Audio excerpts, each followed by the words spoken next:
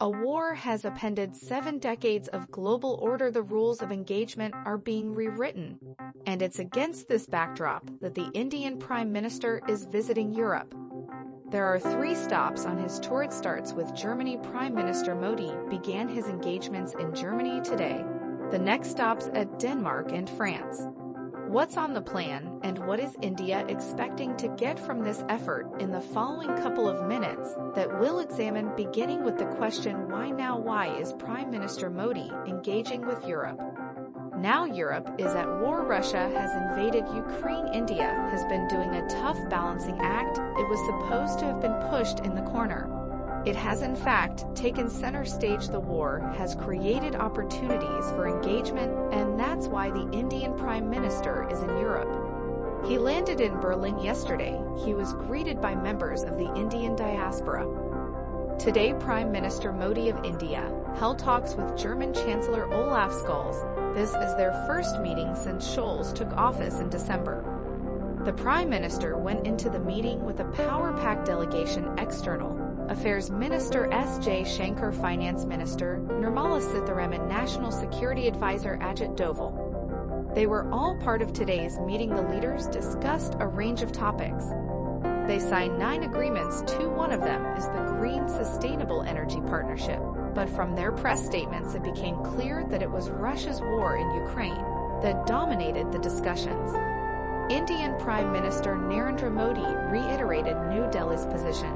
He highlighted how India was working to mitigate the impact of war. Vijaya. What about Germany? How does Olaf Scholz see India's position? The German Chancellor did not criticize India, but he says he wants India to do more. No lectures from Europe for a change. Later today, Scholz will have dinner with the Indian Prime Minister. What else did the leaders discuss today? A possible trade agreement between India and the European Union. Prime Minister Modi said that some progress has been made.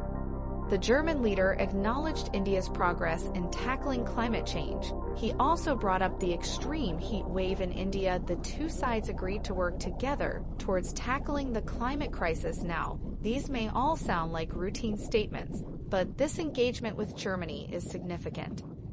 This country is a key European power. It is also a traditional conservative player. Germany is hosting the G7 meeting next month. It wants to use the event to build an alliance of sorts. An alliance to isolate Russia, and Germany is inviting India as a special guest to the G7. Others on the list are South Africa, Senegal, and Indonesia. The pitch is quite simple: let's join hands and isolate Russia, which is fine, but it's pointless till Germany and its European allies keep bankrolling the Russian war. What's the point of statements and sanctions and criticism when you're paying Russia millions of dollars every day? The Indian Prime Minister's next stop is Denmark. There, he will hold talks with Prime Minister Frederiksen, and he will attend the 2nd India-Nordic Summit. Leaders from Iceland, Finland, Sweden, and Norway will also be there.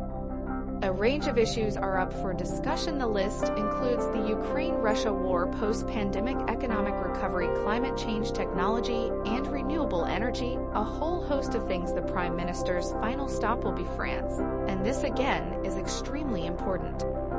Modi will be the first international leader to visit Paris since Macron's re-election as president. Their partnership has been strong and solid. India and France could influence the outcome of the war in Ukraine. They have lines of communication with both Moscow and Kiev, and apart from Ukraine.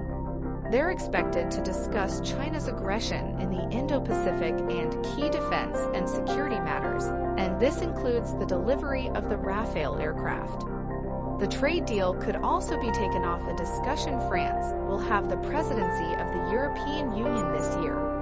Oh, this makes it even more important, and it could determine the outcome of the negotiations. Like I said in the beginning, this is the start of a new chapter.